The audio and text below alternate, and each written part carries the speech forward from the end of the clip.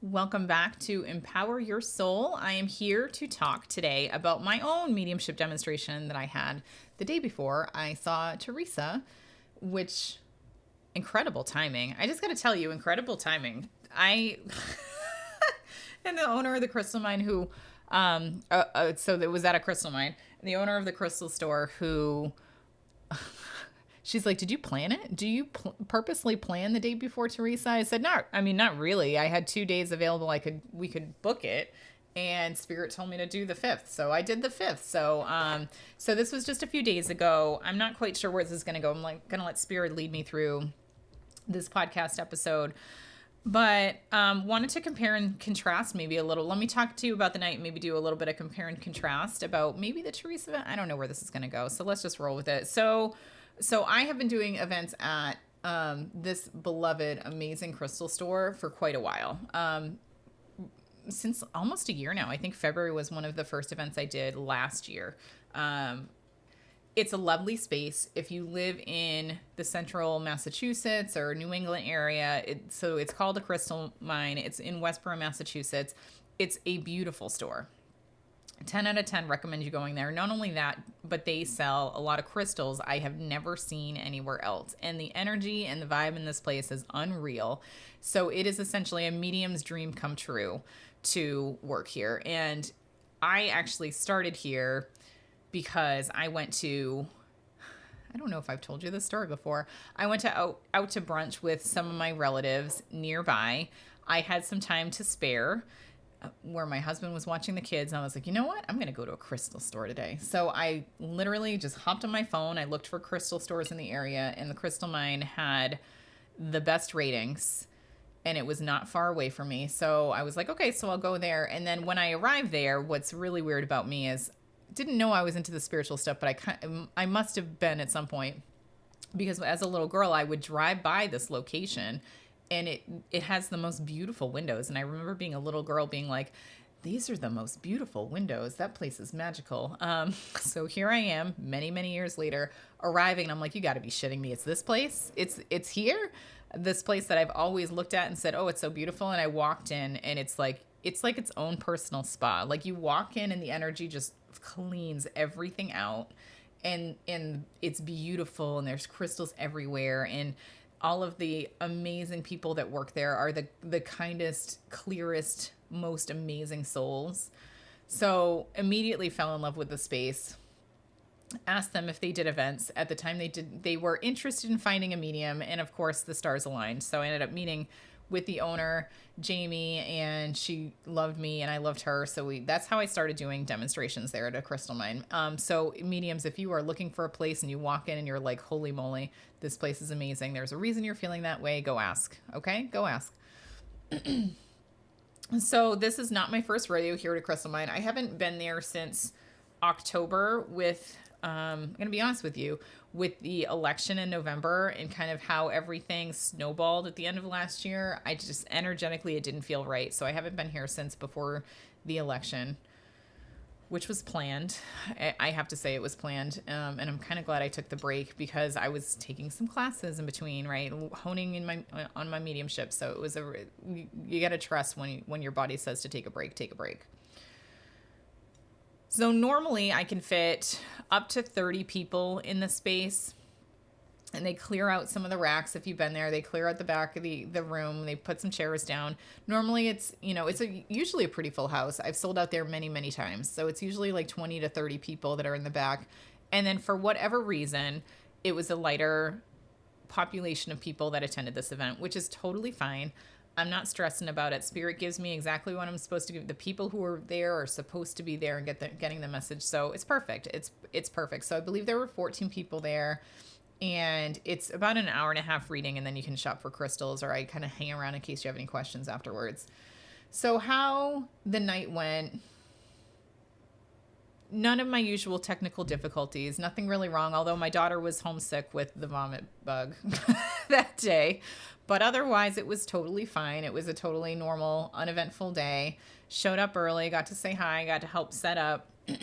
So it was like this really calm, chill, energetic vibe, which I loved. That, mind you, the spirits were bugging me all day, and I had to tell them to scoot out a couple of times, which was totally fine.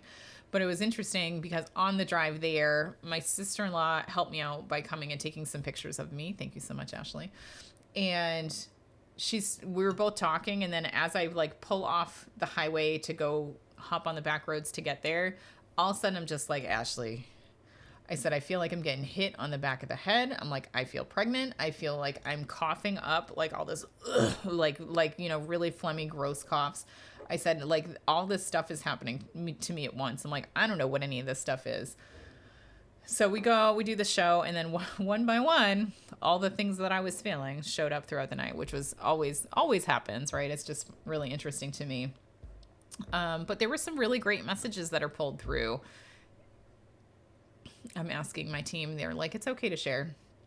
So we started with so just caveat here for all of you that are mediums and all of you that are love mediumship and go to these events. The first spirit is always the hardest to place because the first spirit is the one that sets the tone and the energy of the place. Not only the first spirit, but also like the person that it lands on too. So a lot of it really helps, I'm going to say, set the energy. So the first spirit is just generally a little more difficult to read than the rest, just because you are building the momentum, you're kind of setting the expectations with the crowd. And then once you land it, it should go okay. And then once you're in that mediumship vibration already connected to spirit, you can tend to ride that out for the rest of it. So as usual, the first reading was a little tough to land. No one could really take this person that came through, and I'm totally blanking on what the spirit was, but it took a while, and then a person eventually claimed it. We were hopping back and forth between like 2 or 3 people. It just didn't feel right. And then one person finally was like, I think that one's mine. So we were able to land that spirit, and he was really funny. And it was just really dry, the energy, which is fine. But as the night went on, I think people got a little more comfortable. Well, people opened up, and the messages were incredible. The messages that came through were incredible. So we had a departed dad that had popped through. And he came in just looking like this. I couldn't mistake him. Like, he was just like bigger guy, short, bald or close to it. Passes really tragic and suddenly. So I was able to kind of describe the spirit, and these 2 girls were there, and they were his daughters that had come to the show, and he had died less than a month ago. He had died right after Christmas. So we were able to deliver some amazing messages and evidence for them that he was, in fact, on the other side. And they came because they had not seen any signs from him. And I called that out. I said, you have been looking for him. And they're like, yes. And I said, but here's the thing. Because he died so recently, you're so heavy in grief, it's hard to see those signs. I said, and your brain is already on overdrive, like trying to protect you and protect your energy and deal with this grief. I said, it's just going to be harder for it to raise the vibration and like be able to see the signs. But I gave her some tips. I said, listen for music. He was a big music guy. And then I was like, but here's some proof that he's around you. I said, what's with the flower? And in my mind, I could see like one flower. And usually as mediums, or at least maybe I'll explain my thought process a little bit. When spirits, I often see multiple clairs or feel multiple clairs at once. So when I see or feel multiple clairs at once, I know that there's a story behind it, and I need to really feel into the energy of it and understand. So it's not just the picture, it's the story behind it. So an example that happened later on in the night is I could see a woman standing in front of a whole bunch of heads that seemed to be like in a classroom. Like in my head, it looked like a mosh pit, but I knew with my clairsentience, my knowing or my feeling, with my knowing, I'm not going to use the Claire names. I screw them up all the time. Even though I could see a whole bunch of heads staring up, looking at her, and what looked like a mosh pit in my head, I knew she was a teacher. And I don't know how I knew she was a teacher. It was just like, I could see all the people, but then I felt teacher. So I was like, so this woman's a teacher. So normally multiple clairs will hit at once to help me understand the message. But in this instance, I just saw one flower in my head. There was no feeling with it. It was just this flower. And apparently this woman had an orchid that hadn't bloomed in 4 years, and it's bloomed in the month since he passed. So I was like, so there you go. So there's the evidence that he's around. And the other daughter had changed her hair. I could see a triangle or a delta sign, I guess is the way I want to say it, because it wasn't just it wasn't just a triangle, it was a delta sign, which I use all the time in my, in my the muggle job that I had, right? I would use the delta sign for change. And I was like, change. And then I looked at her hair. I was like, oh, okay. So the spirit made me look at her hair.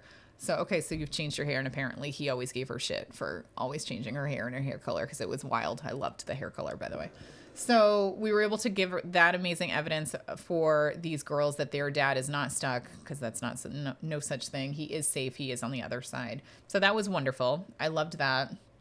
We had some other amazing readings. We had some tragic readings, some huge healing that need to happen. I don't know how much I want to get into it, because I just want to tell you, come to the next event, because it's amazing if you're local.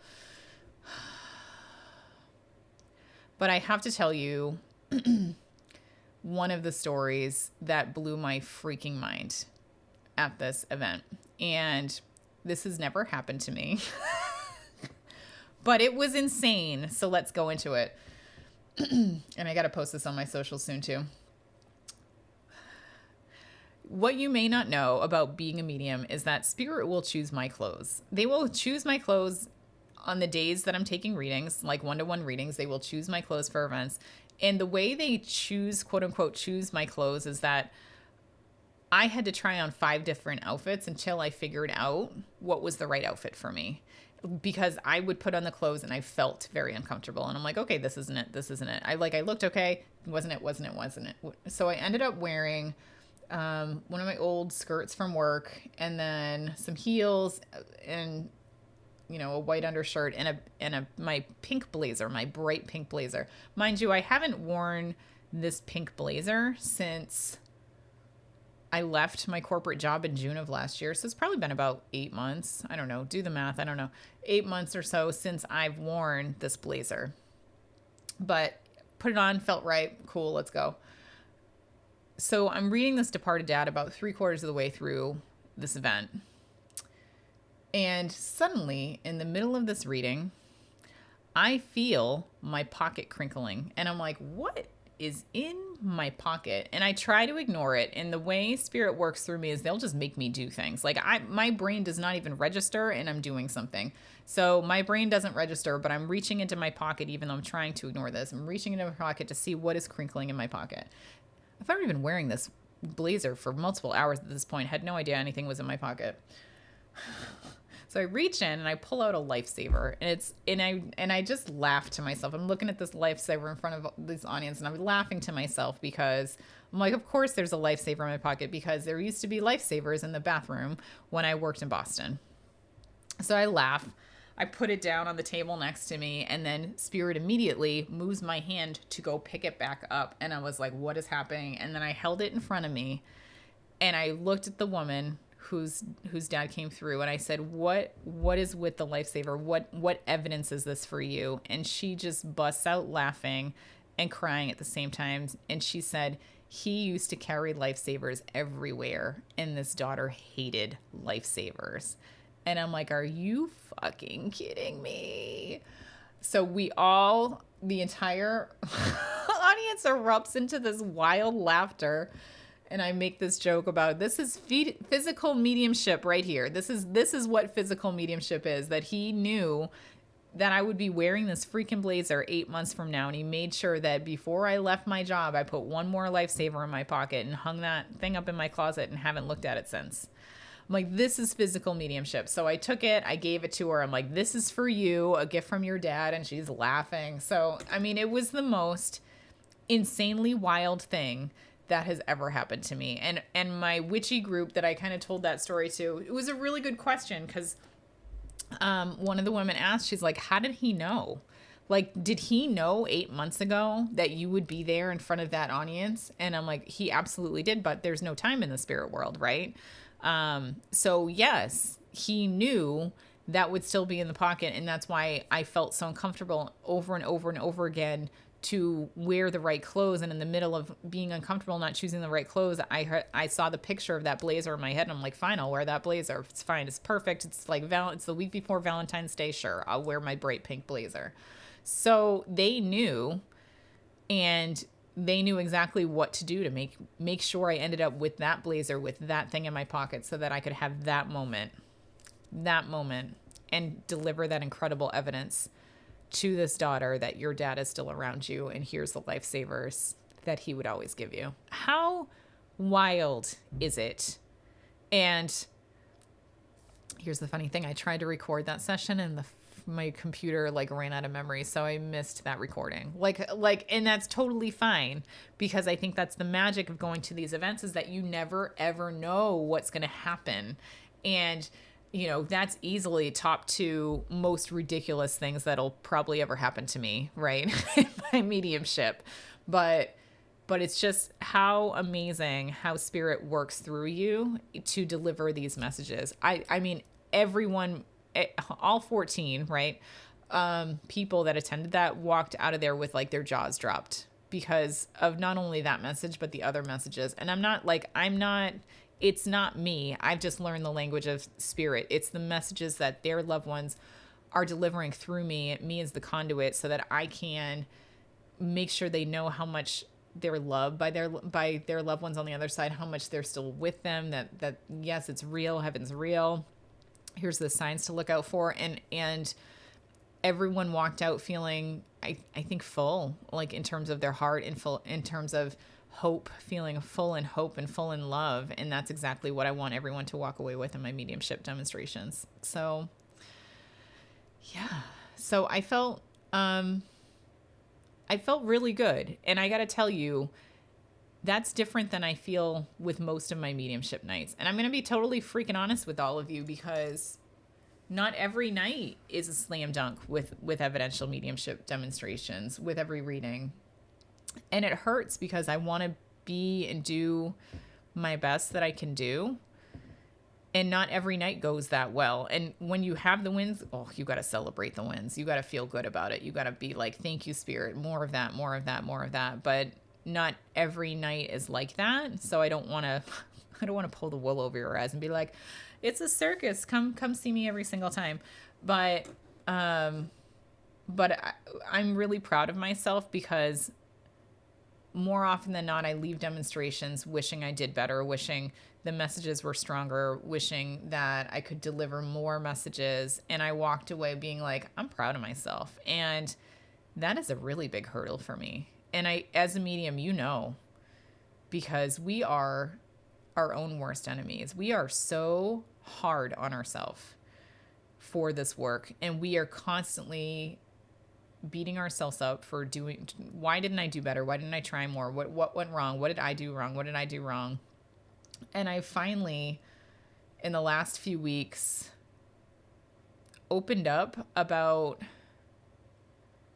am I being as true as I am to the messages that are coming through? Am I setting myself up in a way where I'm open to receiving the messages? I'm not filtering anything. I'm not putting my biases, and I'm literally just being the conduit. And it's not up to me what messages come in and what I deliver to people, and having that full faith and trust that spirit is going to give me exactly what they need to give me. And I can't ask for more, and I can't ask for less. I just need to be the person who channels the information. And that has been, I think, my biggest thing that has clicked or changed in the last few weeks. And I have to tell you, taking the me out of mediumship, and I guess I got to do this whole podcast episode out of it. Taking the me out of mediumship has been a complete fucking game changer. Complete game changer. Because it's not about me. It's never been about me. It's always been about the messages that I receive from spirit, and making sure I'm delivering them in their purest form to the person who needs to hear it. And it's not about me. So I guess that'll be the next episode or shortly following. I got to think about this one, but I got to take the me out of mediumship, and I don't know. So that really spiraled. That really spiraled. So mediums, how are you proud today? I want you to think about how you should be proud about the work that you're doing, and how you're delivering these messages, and how not everyone is a home run You don't always hit it out of the park, but did you do everything you could to hit it out of the park? And that's what I want you to make sure you're patting yourself on the back for. And then for those of you that attended the event at Crystal Mind, just thank you so much, as always, for trusting me with the souls of your loved ones, with allowing me to be the conduit and deliver the messages for you. And I think Spirit is having me separate right now, because in my mind, I just said something Teresa says a lot. So that was Spirit bringing in the final closing remarks about how I'm reacting to my mediumship demonstration versus Teresa, because I did the best that I could do and I'm freaking proud of myself. And I walked away on Wednesday feeling like I am an amazing medium, right? I am an amazing conduit for Spirit that delivers the messages with as much heartfelt compassion and as much accuracy as I can. And I know I don't get it right all the time, but I'm showing up in my purest, most highest intention form, right? And they're telling me Teresa did the same thing, but shit goes down in demonstrations. So don't judge yourself by what goes wrong. Be proud of yourself for what goes right and just keep taking those steps towards what goes right. Okay. I hope that was insightful. And I'm sending all of you love and thank you for letting me share my perspective as the person doing a demonstration the last week. And I'm going to write down a note to do the Me and Mediumship episode. All right. Thank you so much, everybody. I hope you have a wonderful day. Take care.